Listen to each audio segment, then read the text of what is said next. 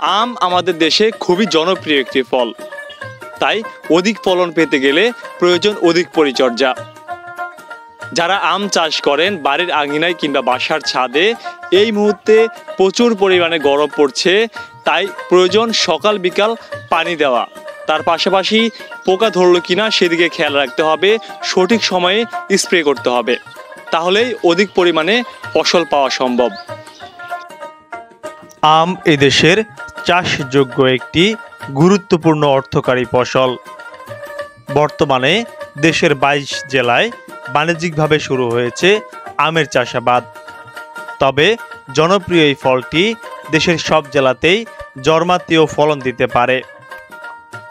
জলবায়ুগত পরিবর্তনের ফলে আম বাগানে দেখা যাচ্ছে নতুন নতুন রোগবালাই ও পোকামাকড়ের আক্রমণ।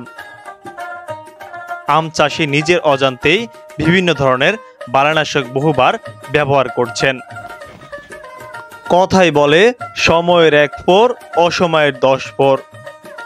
এ কথা সত্য যে কোনো কাজ সঠিক সময়ে সমাধা করতে পারলে বাড়তি শ্রম ও বাড়তি খরচের অপচয় থেকে রক্ষা পাওয়া যায়।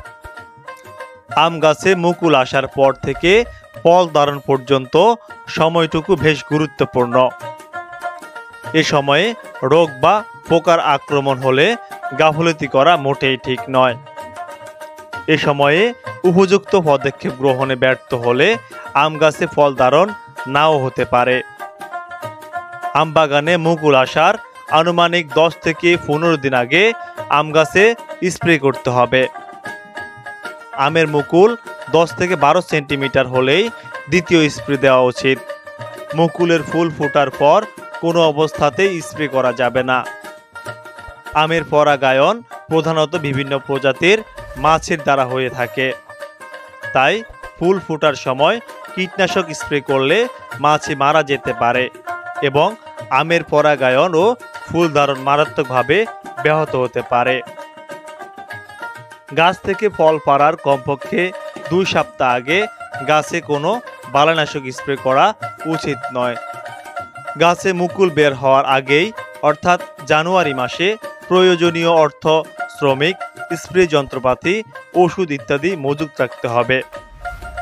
আম গাছে স্প্রে করার 15 থেকে 20 দিনের মধ্যে আম গাছের আম খাওয়া যাবে না, তাই আম পাড়ার 15 থেকে 20 দিন আগেই আম গাছে স্প্রে করা বন্ধ করে দিতে হবে।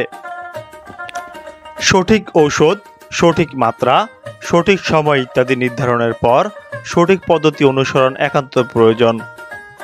স্প্রে কার্যক্রম থেকে পরিপূর্ণ ফল লাভ করতে হলে অবশ্যই সঠিক পদ্ধতিতে স্প্রে করতে হবে।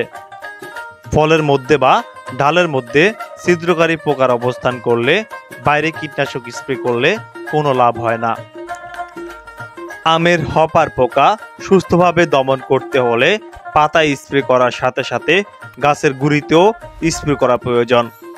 তাই সুস্থভাবে রোগ বা পোকা দমনের জন্য স্থানীয় কৃষি অফিস বা আম গবেষণা কেন্দ্রের বিজ্ঞানীদের সাথে আলাপ করে পরামর্শ নেওয়া উচিত।